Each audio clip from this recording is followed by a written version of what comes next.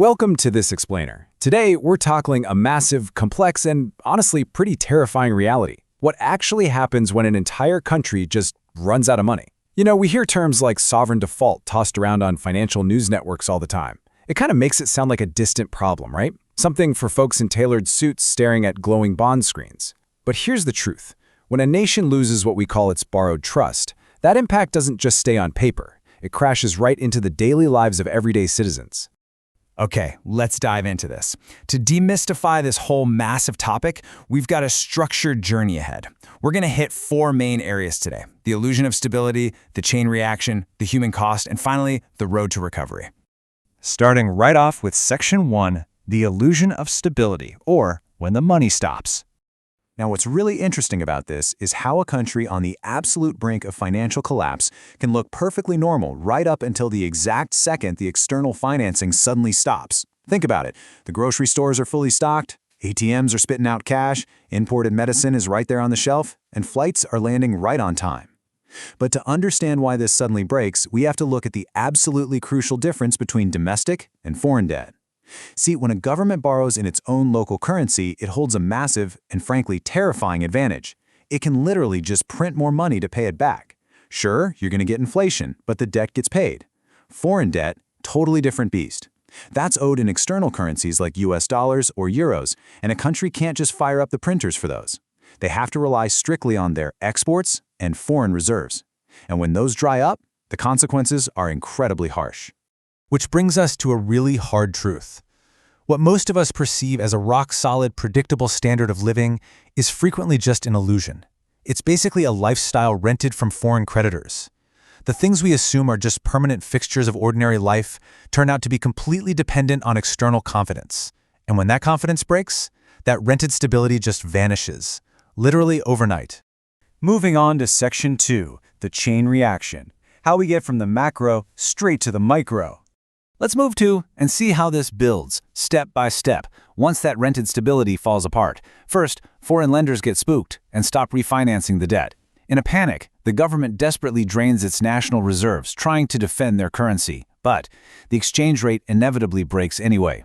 From there, it hits the banks. Domestic banks usually hold loads of government debt, so they face massive pressure. Credit completely dries up because banks are just too scared to lend to anyone. Ultimately, everyday businesses are forced to cut production, which means falling wages and sudden layoffs. The disease jumps straight from the government treasury directly into your household. I want you to actively imagine this happening right now in your own hometown. When predictability vanishes, these are the immediate, terrifying things that hit your daily life. You stroll up to the ATM and boom, sudden withdrawal limits. Your local pharmacy is completely out of imported medicine. Fuel prices skyrocket overnight, which instantly drags the cost of groceries up with them. Your life savings, just sitting in the bank, rapidly lose their purchasing power in a matter of days. And local businesses, they just delay hiring, or worse, shut their doors completely. Let's look at Section 3, the human cost, the real, tangible consequences. When we look back at historical examples, it becomes glaringly obvious that the actual bill for a sovereign default is always paid by ordinary citizens, not just the politicians who signed the dotted line on those debt contracts. Take Argentina, for example, 20%. That staggering number represents the massive collapse in Argentina's entire economic output between 1998 and 2002. Once their dollar peg broke alongside a sovereign default, foreign and domestic confidence just totally evaporated. It sent the entire economy into a devastating freefall. To put that human toll into perspective, listen to this sobering reality from the World Bank. They noted that poverty surged dramatically, with roughly half the population falling below the poverty line. Half. A sovereign default isn't just some abstract financial hiccup. It is a profound social crisis. The ultra-wealthy can usually move their assets offshore, but the middle class and the poor, they are the ones left bearing the absolute brunt of the devastation. And sadly, this isn't some rare, isolated thing. Tracking this across recent history, you see it repeating across different decades and continents. Russia's domestic default crippled its banks back in 1998. We just talked about Argentina in 2001. Greece entered a monumental acute debt crisis starting in 2008. And just recently in 2022, Sri Lanka completely ran out of money, triggering massive fuel and food shortages. The form shifts a bit, but the utter destruction of the public's daily status quo, that is a constant. Over in Greece, their public debt to GDP ratio eventually shot up above a mind-boggling 200% by 2020. This perfectly highlights the long-term trap countries fall into. They get crushed under the weight of unpayable expectations, and they simply lack the monetary tools to easily dig themselves out. So, the crucial point is how all this pain ultimately gets distributed to the public, and that largely depends on a country's monetary system. With monetary independence, like Argentina, the damage arrives through a deeply devalued currency and rampant inflation. Your money just buys way less. But with monetary restriction, like Greece, since they're locked inside the Eurozone, they can't just devalue their currency. Instead, the damage arrives through suffocating internal austerity. We're talking massive government cuts and spiking unemployment. Two totally different mechanisms, but in both scenarios, the citizens are the ones footing the bill.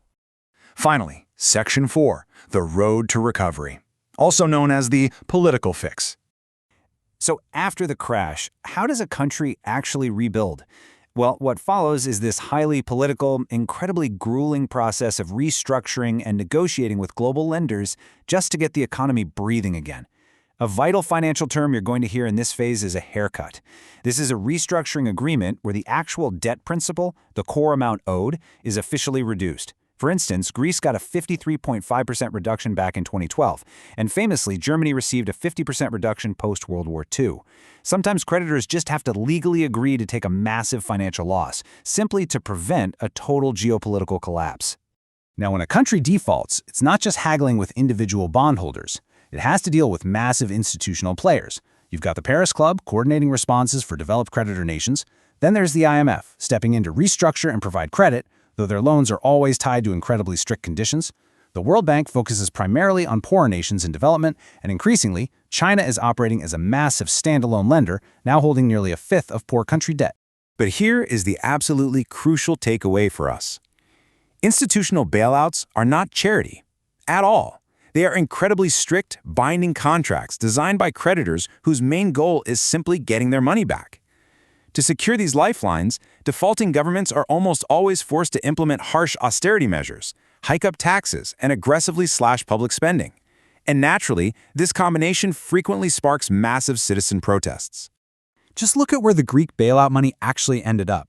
It's pretty shocking. A massive 90% of those rescue funds went straight into bailing out private European banks that had bad exposure to Greece. Only about 10% actually went toward aiding the suffering Greek economy and its citizens. The priority during these incredibly complex negotiations is almost always stabilizing the broader financial system, not necessarily rescuing the local folks on the ground. All of this really boils down to one powerful, summarizing thought. The true cost of foreign debt is not the coupon payment. It is the loss of sovereignty. When a nation cannot pay its debts, it loses its bargaining power. It loses its time. Ultimately, a default forces a nation to hand over the steering wheel of its own domestic, economic, and political destiny directly to external creditors. So I want to leave you with this final thought to ponder about the foundation of your own local economy. As global interest rates shift and the era of easy money comes to a close, when that borrowed trust finally evaporates, who really pays the price? Thank you so much for joining me on this explainer. Keep learning, keep questioning, and I'll catch you next time.